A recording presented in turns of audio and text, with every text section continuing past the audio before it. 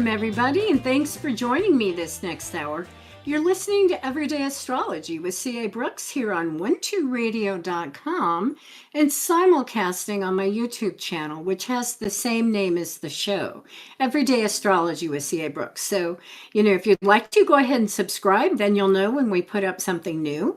And I am debating, whether or not to be doing a lot more stuff on YouTube. I take my time when it comes to that kind of stuff. So just, give me a little bit of time and we'll see where it goes. This is February 24th, 2026. And on today's show, we are going to take a look at the week ahead. Now, this does include Mercury's retrograde in Pisces that begins late Wednesday night. That's February 25th. But we're also going to do kind of our own version of turning back the calendar by revisiting Saturn's entrance into Aries, which happened on February 13th. So in some ways, this is a very retrograde show. We're going back and we're picking that up. And the reason is because Mo Abdelbaki was actually on the show the week that I would have discussed Saturn moving into Aries. And of course, it was a great conversation. If you missed it, I would encourage you to go back to YouTube, look under that live tab, and you'll find that particular show. But, it was a fascinating conversation. I was so glad we had it. But I don't want to miss the opportunity of just devoting a chunk of the show to Saturn moving into Aries, because it's a big deal. It only happens, that Saturn changes signs every 2.5 years. And it hasn't been in Aries for 29.5 years. So I don't want to miss that opportunity. So we're going to take it today. And of course, we still have more than 2 full years of Saturn in Aries. So we're just getting started. So meanwhile, though, make sure that you're checking out Mark's Power Peak. That is the online digital newsletter. You can get it for free. You can subscribe by going to 12house or 12listen.com. Just find the link and subscribe to it, and it will come to your email box every Saturday night. And I encourage you to read that because if you're interested in a number of metaphysical topics, but particularly astrology, I write a column that's called The Week Ahead. And it's going to tell you every single day what's going on that particular day, at least my take of how the planets are moving and what's going on. What's the energy for that particular day? So if you're interested in where's the moon today, or is the moon void of course, or, did that planet move? What is that planet doing? Check out Mark's Power Peak, and then it'll just be there for you so that you can read it. But there's a number of other articles too, like articles, on Tarot and I Ching and Feng Shui, lots of different things. So go check that out. It's Mark's Power Peak. All right, now we are looking at the cosmic dance. That's what I like to call it because that's how I see all those planets. They're all interrelating with each other. For February 23rd, so the week that just began yesterday. So as we approach this week, I would encourage you to commit this phrase to memory. Hold your horses. And here again, even though I'm an astrologer and I also do tarot, I get a lot of psychic hits and things just come to me. And as I was looking at this week, that's what kept coming to me. Hold your horses, slow down, wait a second. And so I'm offering that to you. And if you have a phrase that you would prefer, then go ahead and use it. But otherwise, I hope that you will repeat this to yourself. You'll think about what it means and maybe contemplate how it's applicable to your life, if it is. And here again, of course, it's a phrase that comes from people who ride horses, equestrian events, and it means slow down, be patient.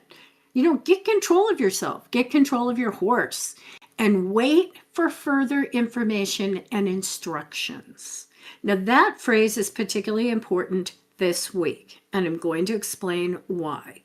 Now, I know it may not feel particularly appropriate depending on what, is going on for you this week. And it certainly isn't going to feel easy because in general, I think there's a lot of excitement in the cosmos and in the world right now. And of course, many people can explain it through the lens of however they see the world. I see, astrology is one of the lenses I use. So I'm seeing Saturn and Neptune having linked arms in Aries, that very powerful fire sign that happened last week. And I see in general that move in the cosmos, towards all those fire and air signs. So I know there's a lot of anticipation. There's a sense of boldness and determination. And I just keep hearing it. In fact, I watching the Olympics several different times, I heard catchphrases. And I thought it was just perfect for what's going on, maybe especially Saturn and Neptune. In fact, it was a Honda commercial, and I think it said, dreams. The dream is working. And I just laughed. I literally laughed out loud because Neptune is dreams, Saturn is work. And to me, it was kind of a double meaning. The dream is working, it's happening, it's coming about. Here are all these people at the Olympics. But it's also the equation of the dream equals working. Putting those two things together. And like I said, I wish I could think of the other, ones that I saw, but several times I saw taglines that could, they might as well have just said Saturn and Neptune, they joined forces in Aries. So it's funny when you see that, see something through a certain lens, of course you start hearing it and seeing it everywhere. So that's what was happening for me this week as I was watching the Olympics, which I truly, truly enjoy. And what a manifestation, really, of dreams, Neptune, but with incredible hard work, which is Saturn. So there are some significant energies, though, that are coming up this week that are very counter to this whole idea of the need for speed.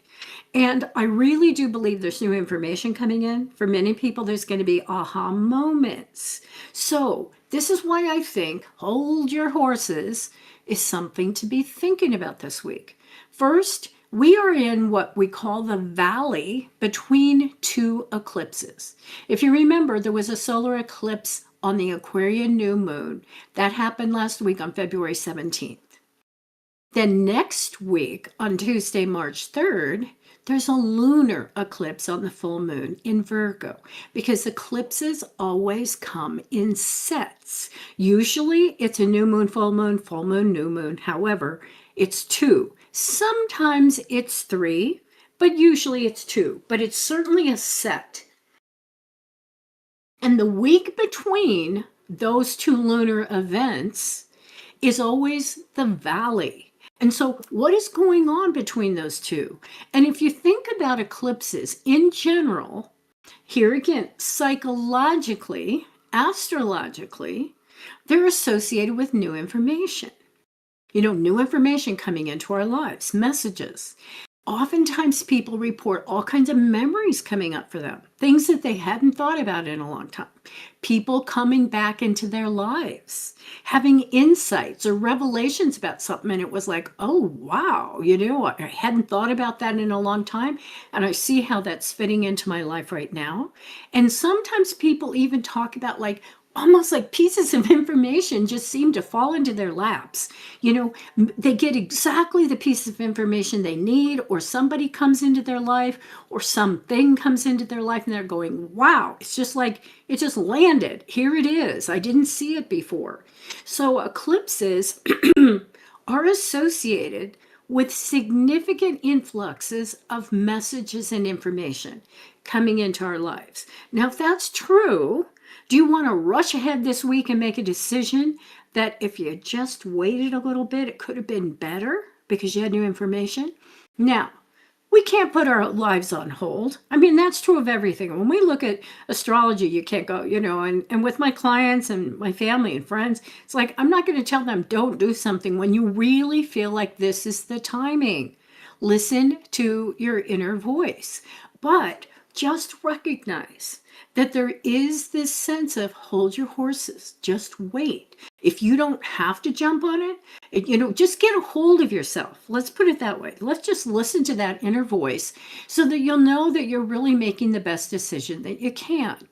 So even though we're not going to put our lives on hold, we can really greatly benefit by consolidating past and current lessons. Don't just let something, oh, okay, that happened, let's keep moving on. How can you apply it in your life? And if it's appropriate, then wait for new information and experiences to come so that you can incorporate those into your plans. So we're in this fertile valley. And add to this something else going on this week that is also an indication of hold your horses. Mercury's upcoming retrograde pattern begins this Wednesday. That's February 25th. Now, Mercury, or Hermes as he was called in Greek mythology, is a courier. He's a messenger. He's responsible for carrying messages between the gods and between the gods and people. So in astrology, Mercury represents how we think, how we communicate. This includes talking and writing and emailing and messaging and texting and all the rest. It's how we connect the dots, how we connect to other people, how we even connect within our own bodies, because Mercury is associated with the nervous system. So when we look at our natal astrology charts, for example, it's going to tell us how we learn and communicate. What's our own style? Look at Mercury in your natal chart. Look at the sign. Look at the house that it's in. And it's going to describe how best do you learn? How do you acquire new skills? What are your preferences for expressing yourself and taking in new information? Now, that's always helpful to have that baseline before you even get started, right?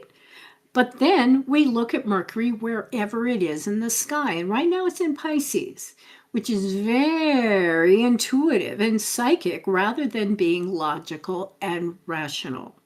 Now, before we get into that, though, I just want to jump over to YouTube really quickly and say, hey, thanks for those of you who are already in the chat room today. Thanks, Leslie, and I see James. Hey, James, it's really good to see you, and Cherry Hart. And I know a number of other people are coming in too, but I just want to say if you want to put a message over in the chat room on YouTube, I will check that out. And, when I can, have to... I wanted to say I get distracted so easily, and so I've got to be careful that I don't get sidelined. But thank you. I really do appreciate that. It just makes it so much more enjoyable to do these live broadcasts when there's people over there making comments and I can answer questions or something like that. All right. So now Mercury retrograde, no matter what sign it's in, when Mercury goes retrograde, or it looks like it's going backwards from our perspective on Earth, then, think about it. We're not quite so rational. It's like logic gives way to intuition. We tend to be introspective, intuitive, and psychic. And that's where Mercury is already. It's in that kind of a sign in Pisces. But when it's retrograde, we focus our energy internally. And literally, we're learning to see or to communicate in a new way. The messages are coming in a different kind of way. Mercury retrogrades, by the way, 3 times a year. So that's approximately every 4 months. And it's retrograde for 3 weeks at a time. Usually right around 21 days is how long it stays retrograde. So this one's going to stay until March 20th. Now think of this as a cosmic timeout to look back and look within. That's the use of the Mercury, because Mercury is returning to degrees of a sign that it already went past. A few weeks ago, it already went past those degrees, and now it's turning around and it looks to us like it's going to go back over those degrees. So experientially, we return to those previous time periods as well. So we're thinking about things, maybe decisions that we made a few weeks ago, or events or conversations that we had a few weeks ago. And so think about it. Once again, it's like stuff is coming up for us. So we're already in this place between the eclipses, and now we have Mercury kind of reinforcing that idea of going, hey, wait a minute, new information's coming to light. I'm looking at something from a different viewpoint. Maybe I am going to review some decisions or reassess something. Maybe I'm going to reverse something. Maybe some decisions will be overturned in light of new information. Or maybe there's just unfinished business that I need to readdress. And I know I've told this story before, but it's been a long time. It always comes up for me for Mercury retrograde because I think it's such a perfect example. Years ago, I had a roommate and she wanted to buy a new car and she knew exactly what she wanted to buy. And it was a relatively expensive car. But anyway, she went to the dealership and she just didn't like the way they were treating her. And so she literally walked across the street to the Saab dealership and she bought a car. Now, that's Mercury retrograde because she had a plan. She had a decision. She had it all thought out. And all of a sudden, she's doing something completely different. When she came home with that car, I just couldn't even believe it. It's like, what do you mean you went and bought a whole different model of a car, a whole different brand? But she did that. But several other things happened during that Mercury retrograde that I thought were particularly interesting. The first is, well, she bought a car that she wasn't planning on buying. And by the way, she ended up loving that car. But she drove it off of the lot. And as she did, she actually hit this small little bumper. And so she damaged the car. Now, a lot of people, we can jump and go, oh, that's Mercury retrograde's fault. Well, just not paying attention. Maybe her focus wasn't there, right? But the other thing is she gets home and she realizes the whole audio system in the car is not working correctly. So she takes it back and they can't find anything wrong with the audio. But they said, you know what? We have an expert, but he's not going to be here for 3 weeks. 3 weeks. And it had just, become a Mercury retrograde. So they said, you're going to have to come back in 3 weeks and we'll figure it out. So that's exactly what happened. She goes back. And on the day, the guy looks at it in 5 minutes. He knew exactly what was wrong and he fixed the audio. And I thought, so Mercury retrograde, there again, a communication thing.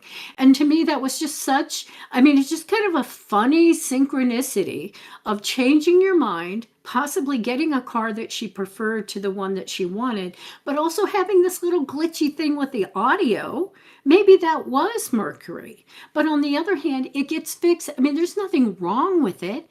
It's just that the people that work there didn't know. They didn't know what to look at and how to fix it. So, there's all kinds of interesting and kind of funny things that can happen with planets retrograde. But remember, it's just looking at something differently. We don't have to put the power outside of ourselves because Mercury retrograde is kind of like a rewind button. We get to rewatch a scene in a movie or a show, or maybe we get to re-listen to a song or to part of a podcast.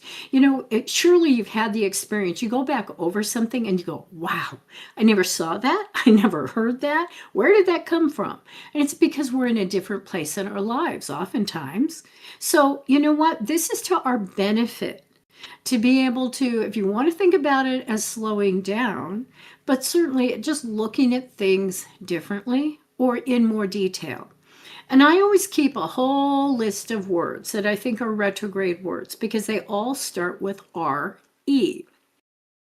And I'm just going to throw a few of these out, but like I said, I've got dozens of them. Review, recharge, reconnect, renew, reconsider, realign, revisit, reverse, reevaluate, regroup, and rediscover. Those are all the kinds of things that happen with a retrograde, especially Mercury. And remember too, Mercury in Pisces, it's already very much in alignment with using our intuition. It's very impressionable. It's intuitive and psychic. Pisces, when Mercury's in Pisces, I think we tend to think in terms of colors or patterns or notes or music. We're artists when it comes to communication. And it's great at nonverbal communication. So here again, don't see things as mistakes. See things as opportunities to see something different. Because we are also, as I said, in this time, we want to be moving quickly forward, very fast. And now we've got this valley of eclipses. And we also, by the way, eclipses in general, people think tend to speed up time. It's like all of a sudden something that has been on the back burner, boom, there it is. We're doing it. But this week, we're in the valley. We're between those two eclipses. And Mercury's retrograde can be very, very timely and welcome.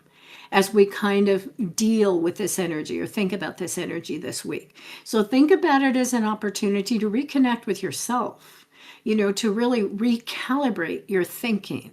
And I think of it as a mental respite, helping us to remember what's vital and important. And truly, when I look at Mercury retrograde, I think about, of course, I live in Nevada, and it is often windy and dry and arid and hot.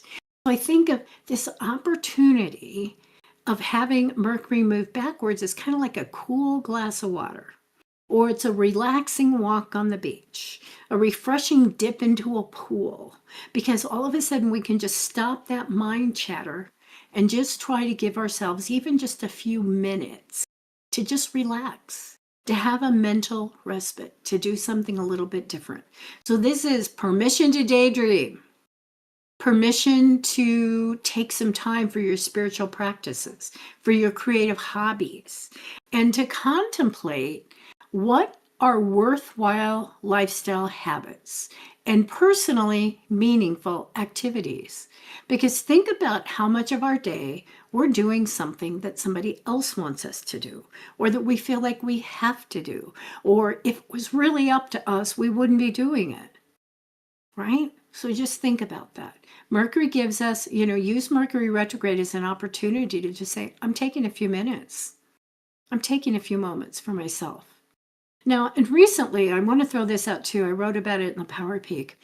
Someone mentioned a new book. Well, I don't even know if it's new, but they mentioned a book called Stolen Focus: Why You Can't Pay Attention and How to Think Deeply Again by Johann Hari. Now, I want you to know I'm not recommending the book only because I haven't read it. And I'm certainly not going to recommend something that I haven't even read. I'm not even sure what it's exactly about. But by the way, if I read it, I'm certainly going to check it out. I'll let you know, and I'll let you know if I then recommend it. But that title, the minute the person said it, Stolen Focus, I just latched onto that because it seems significantly prophetic to what so often goes wrong in our lives, the inability to focus and concentrate on what's really important and personally meaningful to us. We live in this universe where, I don't know about you, but it just feels like it's full of nonstop beeps and reminders and interruptions and attractions, things that, oh, look at that sparkle. I want to go over there and see what that's about. But I think Mercury retrograde is an opportunity to, once again, to think about taking back the control of our minds and our thinking. And there again, I love that. Stolen focus. How is our focus stolen and by what? And yet, the word steal often has that ring of somebody else did it. But I'd say we're letting our focus be stolen. And like I said, I'm going to check out that book, see what it is. If you check it out, you let me know what you're thinking about it. But I would encourage us to fully participate with Mercury retrograde. I think it's a good place to begin to really, have this pursuit of thinking and living on purpose. Which brings us into our Saturn conversation. But before I go there, I also want to give you those dates again. First of all, Mercury moved into Pisces on February 6th. So that kind of started the process, right? Then on February 11th is when Mercury actually hit 8 degrees of Pisces. That's important because that's where it's going to return to. February 11th was the mark of where Mercury is going to go back to. So we call that the shadow of the retrograde. On February 25th, tomorrow, Mercury's going retrograde. March 20th is when Mercury's direct, because that's when it's back at 8 degrees of Pisces. And then by April 9th, when it's moving direct, is when it's actually going to get out of the shadow, because then it returns to 22 Pisces, which is where it is tomorrow when it starts the retrograde. So see, we have those weeks after, between March 20th and April 9th. Those are the weeks where we're incorporating. We're looking at the lessons. We're looking at what messages did we hear? What are the things that we may have changed our minds about? And then it's not until April 14th when Mercury actually moves into Aries. So this is a nice long period of Mercury in Pisces. You got to love it for a variety of reasons. Okay, so now let's talk about Saturn in Aries. This was a long-awaited transit. It hasn't been there for a very long time, since I think it left in 1999. And it did move on February 13th. So here again, we're doing our retro thing. Saturn moved a couple of weeks ago. And then last week, Saturn moved, it joined Neptune, which was on Friday the 20th.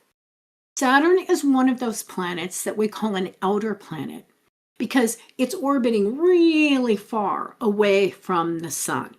But it's also part of those four planets, Pluto, Neptune, Saturn, and Uranus. They're the farthest away from the sun. They're outer planets, but they're all within an 18-month, 2-year period, having moved from water and earth to air and fire. So they're part of that big four that is significantly changing the cosmic landscape when we think about things astrologically. And really putting a focus on communication and action rather than sensitivity and that building thing. But I probably shouldn't have said that because Saturn is the builder. But in any case, here we go. Saturn is the planet of manifestation. And it earned this title because of its association with structure, order, discipline, and patient step-by-step processing and building. Saturn is the builder. But I love that idea, step by step. Saturn doesn't do things quickly. Saturn makes a plan. Saturn gets all his ducks in a row. He's the part of us that will do that very methodically. Astrologically, Saturn is linked to authority. And that authority means all those people we see in authority, like parents and fathers specifically, the government, or any overarching group that has power and authority, the boss or the manager or somebody giving us directions or instructions. But it's also our personal authority. How do we assume and embrace authority within our own lives? That's our Saturn. So there again, you look at your natal chart. What's going on with your Saturn? Does he have a few issues, or is he clean and directed and, unimpeded? Or in some charts, maybe he doesn't have any aspects at all. And so, boy, he's doing his own thing. So, if you feel like, and I think a lot of people in one way or another feel like they have some authority issues or problems, look at your Saturn in your chart and just see, what does he need? What can you help to bolster him? What can you do? But Saturn is associated with personal discipline in general, building self-confidence. It's associated with rules, maturity, patience, consolidation of ideas. And there again, coming up with a plan, getting all your research done, putting it all together, consolidating it. Saturn is the planet of responsibility. And it's also the planet of time. As time just moves 1 minute, just that, it's an arbitrary structure that we have, time, but Saturn is the planet of time. Saturn is the planet that always asks, the little voice in your head when you're hearing Saturn, you know what he's saying? He's saying, what is your purpose? Which to me is just dynamite. Because how often are we doing something and it's like, yeah, what was I doing this for? He's always saying, what's your purpose? What's your intention? What is the target that you're trying to hit? And if we're not doing it, then he's bugging us. He's whispering in our ear, what's your purpose here? What are you doing this for? The Saturn, as I mentioned, it does orbit the sun every 29 and a half years. So on average, it spends about 2.5 years in each of the zodiac signs. The last transit of Saturn in Aries was April 1996 through February of 1999. Sometimes I find it really helpful. It's always fascinating to go back and look and say, hey, what was going on when a particular planet was in a sign, especially those planets that spend a long time in a sign and have long orbits. However, I always caution you, because if you look to see Saturn and Aries in the late 90s, well, Pluto wasn't where it is now. Uranus wasn't where it is now. Neptune wasn't where it is now. So we don't have the exact setup that we had. However, you're going to see some things going on that you go, wow, that was very Saturn and Aries. That was that sign of independence working through Saturn, the authority, people taking personal authority in some areas, or working on their own. But just remember that it's not an identical setup. And besides, planets don't make us do anything. They reflect mass consciousness. They reflect our consciousness. Or at least that's the filter, that's the way I see it. Now, as we think about this, though, some of you may say, well, I know that Saturn was actually in Aries last year, May through August of 2025. So what is she talking about that it hasn't been there since 1999? Well, this particular, if you think about it, 2.5-year pattern of Saturn being in Aries this time, yeah, it did a scouting trip. It moved into Aries last May. It stayed there for a few months, but it really wasn't finished with Pisces. So it retrograded back into Pisces to wrap up a few details. And now in February, it's returned to Aries. And now this time it's going to stay there for, 2 years. It's going to stay until April 12th, 2028. Now that's typical with the planets because of those retrograde patterns that, they go back and forth. It's just not this clean, hey, it moves on this date and it ends on another date. We often see them kind of going back and forth. But now we do have Saturn in Aries until April of 2028. Saturn is the planet that I associate with mentorship because it mentors us. It's our teacher. It teaches us about self-respect and self-determination, how to stand alone and on our own 2 feet. Here again, think of the mythology of both Saturn, but also of the sign that it rules, which is Capricorn. Capricorn is the abandoned child who has to figure it out on their own, right? I mean, and so much of the mythology, or so much that goes on with Saturn or Capricorn in our lives, has to do with our thinking, hey, I've got to figure this out. I can't be dependent on other people. I need to depend on myself. So Saturn teaches us how to do that. And once again, it doesn't mean that we have to live our lives alone, but to really be part of a really good partnership, or to be part of a team, we have to know that we can make our own contribution. So Saturn really does become that teacher. He teaches us self-confidence by giving us challenges, for showing us how to do something, how to take that step-by-step patient approach to something to build the self-confidence, to build the experience. He teaches us about our own authority and how to embrace it. He teaches us how to use organization and planning and dedication and discipline and patience to build the lives of our dreams. That's what Saturn does as a planet, psychologically, emotionally, astrologically. That's what Saturn represents. Now, he's moving into a sign. And there again, sometimes, unless you're really adept at astrology, you go, what's a sign? What's a planet? Well, the planet is the action. He's the figure. And now he's taking on the appearance of, he's taking on the characteristics of a sign. I always like to think of it as a stage play.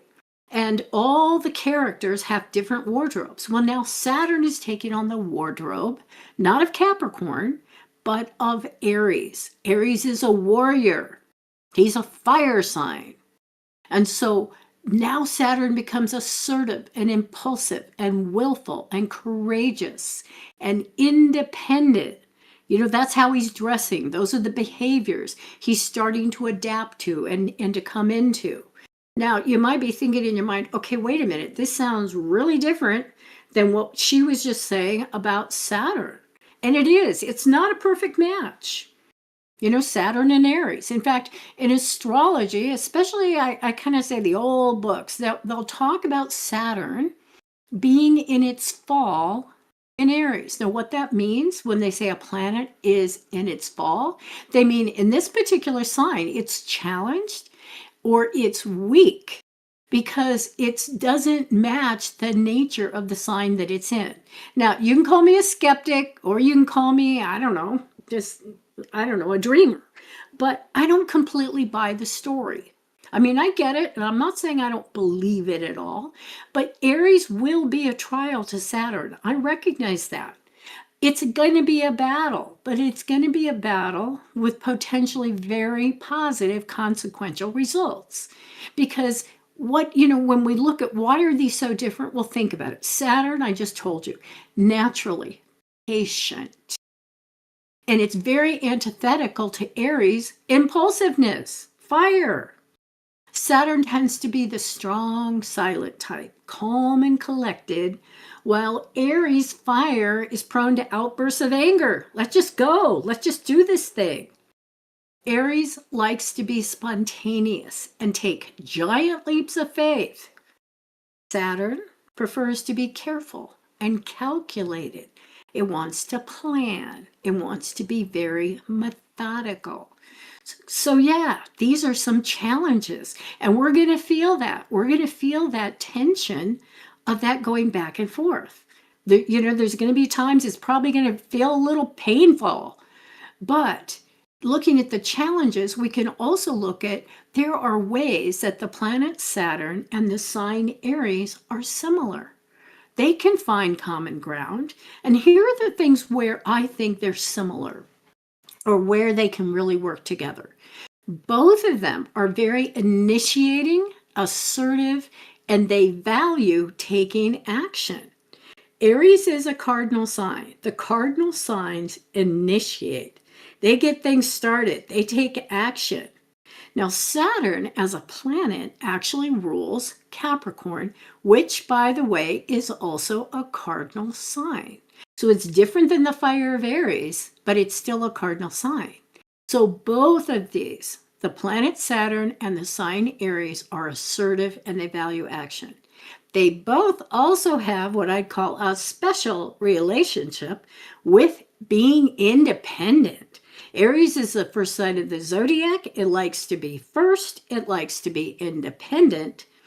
And Saturn, where you see that, is through Capricorn, when it takes that lonely or abandoned child and says, you're going to be independent. You don't need these other people. Let's figure this out. You're going to be okay. So both of them have a special relationship with being independent. Both of them, Saturn and Aries, build experience and self-confidence by just tackling something, by just forging ahead and doing it. They may not have the experience going in, but boy, they're going to build it. They're going to build that self-confidence. They both like to fly solo. In Aries' case, like I said, they like to be first. I'm charging down this path. I'm the first one down the yellow brick road. But Saturn sign Capricorn needs to prove that it can go alone. It needs to prove that it can stand alone. So see, both of these signs are willing to do whatever it takes, even if it means doing it alone. They're not going to wait for somebody else to give them the okay, the thumbs up, or to say, I'll go with you. And both the planet Saturn and the sign Aries also understand the value of partnership and teamwork, which is very important, because when a goal is too big or too extensive for an individual, then what is Saturn going to do? Well, Saturn's going to hire some people. Saturn's going to recruit interns, build a company, an organization, or a multi-pronged entity and approach. He's going to build a partnership, usually with himself as the manager and the CEO. That's what Saturn's going to do. Aries, as a sign, is ruled by the warrior planet Mars, and it's closely associated with the military. So when you think about Aries, very much think about a soldier, or I like to think of a knight in shining armor, because that's how Aries strikes me. There I am. I'm going to go, save whoever's in trouble, and I'm just going to go out into the wilderness and do whatever it takes.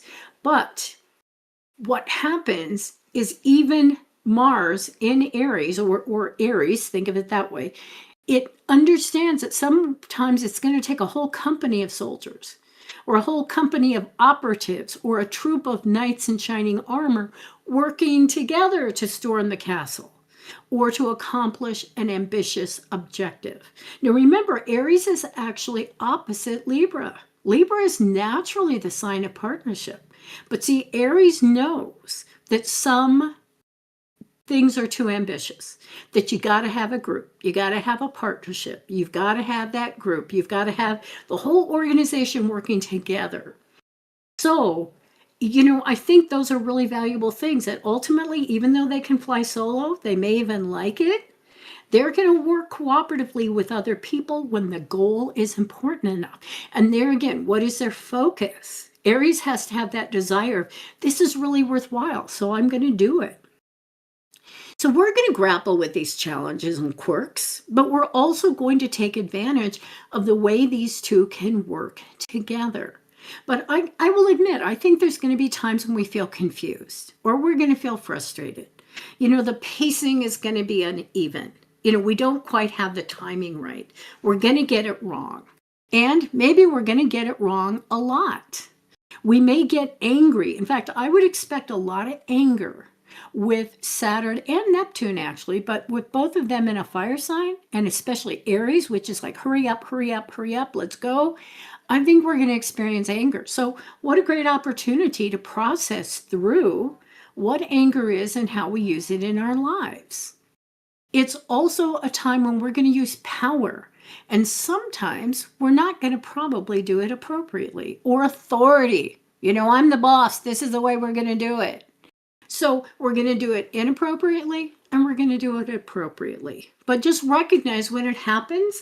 I'm not saying you turn around and you just laugh, but it's like, oh my God, there's that Aries energy again. Or there's that internal authority saying, I've got to do it this way.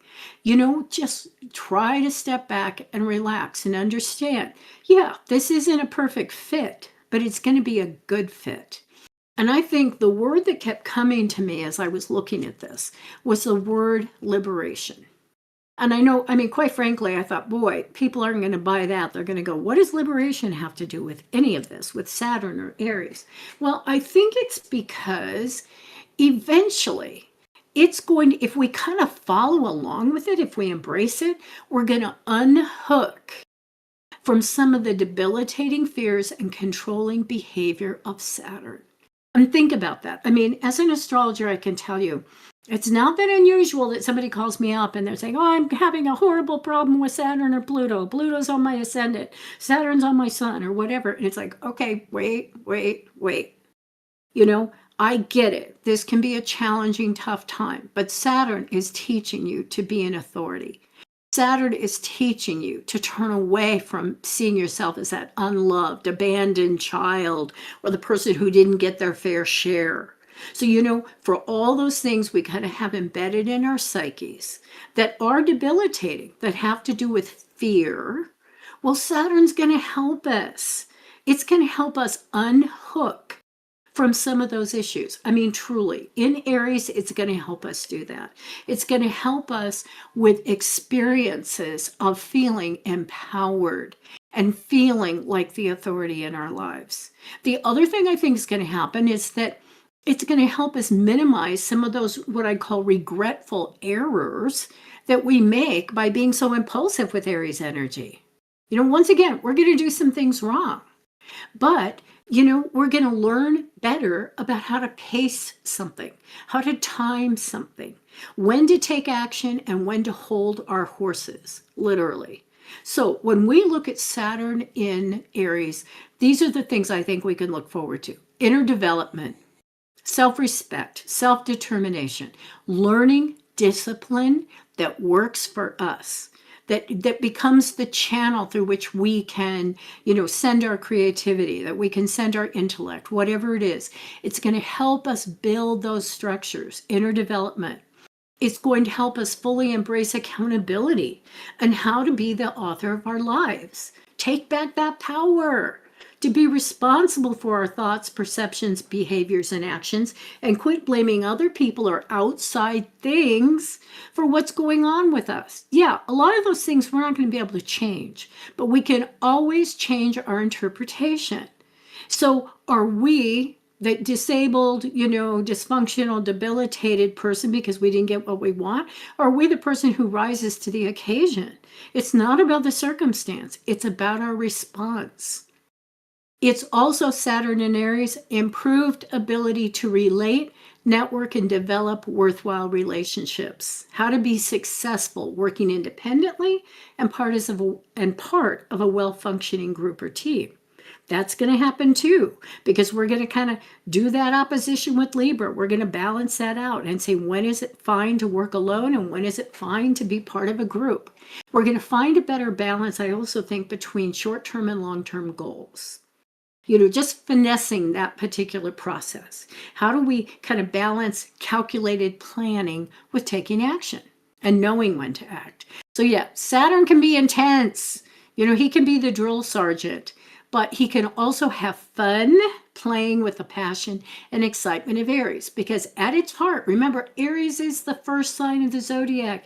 It's the little kid, it's the baby, it's the child.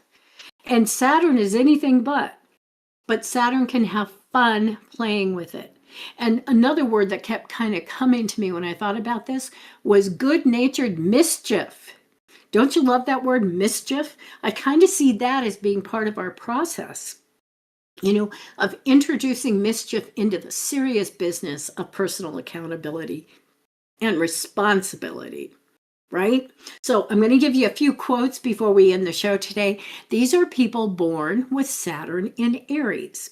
The first one is Albert Einstein. Now, he had Saturn in Aries conjunct, meaning sitting right next door to his Mercury, his mind, his thinking. It's also in a very positive relationship with his North Node in Aquarius and his South Node in Leo. Now, this is important because of this quote. I must be willing to give up what I am in order to become what I will be. And it's important because to me, the North Node is where we're going in this lifetime. The South Node is what we already know, what's already familiar. And our psyche is going, okay, good job, you did it. Let's go the other direction now. So when Albert Einstein says that, I must be willing to give up what I am in order to become what I will be, I think he's talking his Saturn in Aries. And he's talking about it being in a good relationship with that dynamic of taking what you can from the past, but letting go of what you need to in order to become who you're going to be. He also said, and I think this is very Saturn, out of clutter, find simplicity. Those distractions, stolen focus. All right, another person, and it's just kind of funny, Evel Knievel. You remember him? The guy who is always jumping the Grand Canyon and doing all these outrageous things. Saturn in Aries. Seems like he was really pulling towards the Aries energy, but it was in a good relationship to his moon. And the moon is our emotional expression. And his moon was in Leo. So he says, and I can almost hear him saying this, you're the master of your own ship, pal. There's lots of people who fall into troubled waters and don't have the guts or the knowledge or the ability to make it to shore. They have nobody to blame but themselves.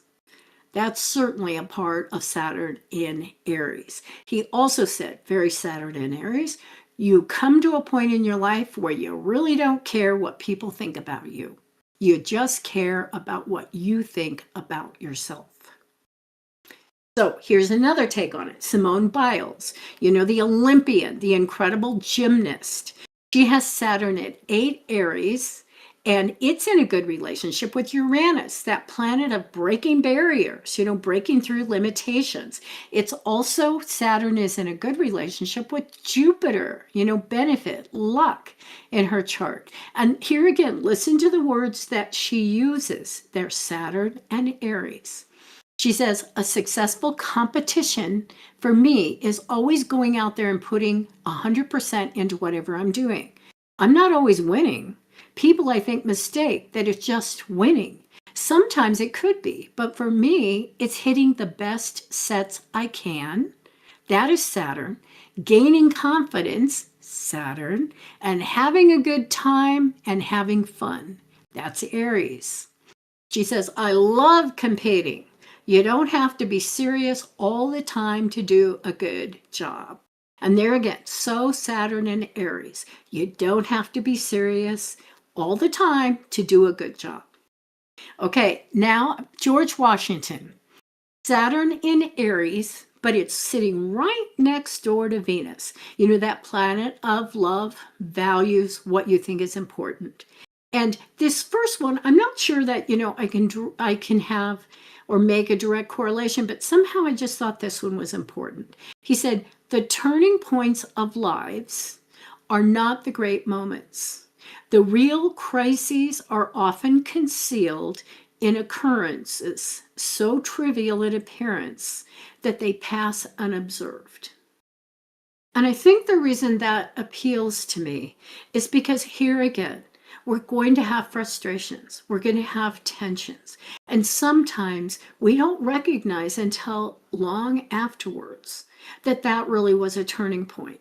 That even though we were frustrated, even though we were angry, even though we didn't like that, that became an important moment in our life, especially if we're able to seize responsibility and accountability for whatever's going on in our life.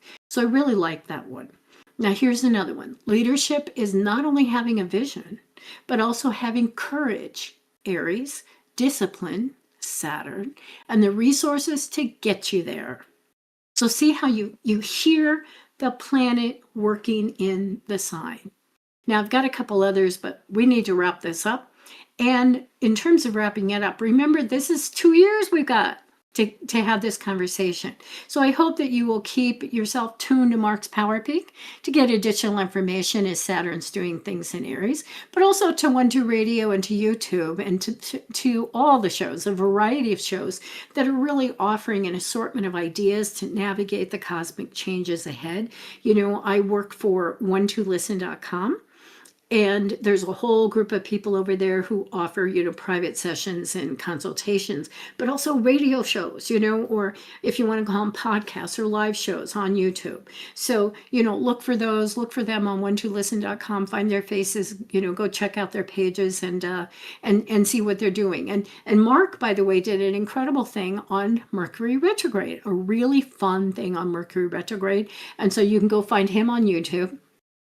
Subscribe to his channel. He's doing lots of special things. And so I watched his Mercury retrograde one yesterday, and I thought it was really a lot of fun.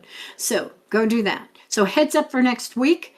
Full moon, lunar eclipse at 12 Virgo. That's going to happen on Tuesday, March 3rd. Read about it in the Power Peak, and we'll talk about it next Tuesday. Venus, planet of values, is moving into Aries. Friday, March 6th. And of course, what's going to happen? He's going to meet up with Neptune and Saturn. And I just want to give you a heads up. I personally think those two are, those are important kinds of hookups when Venus hits Saturn, because to me, that's when people are making decisions about relationships and about what they love. They're making important decisions. And the Neptune just says, you want to make you want to fulfill your dreams, pay attention. Those hookups are going to be, next weekend, not this weekend, but that's going to be important. So we'll talk about it next Tuesday. Thanks for joining me today, and to all the listeners in the chat room, and to our producer, Serena. I hope that you'll stay tuned, because Empowerment with Kelly Whetstone is coming up next on 12radio.com and also on her YouTube channel, Empowerment with Kelly Whetstone. Here's one more quote for the week. This is George Washington, but I think it's so perfect for Saturn and Aries with his Venus. Associate yourself with men of good quality if you esteem your own reputation, for it's better to be alone than in bad company. Saturn in Aries with Venus. What a great quote. If you want to value your reputation, associate with good people. Know what you're doing. Better to be alone than in bad company. This is CA signing out. And by the way, I'm glad that you're in my company. I so appreciate your being here today. Thank you. This is CA signing out. You can find me for personal sessions on 12listen.com. Please feel free to request a scheduled call at a time that's good for you. You have been listening to Everyday Astrology with CA Brooks on 12radio.com and streaming on YouTube, where we are changing the way we listen to the world.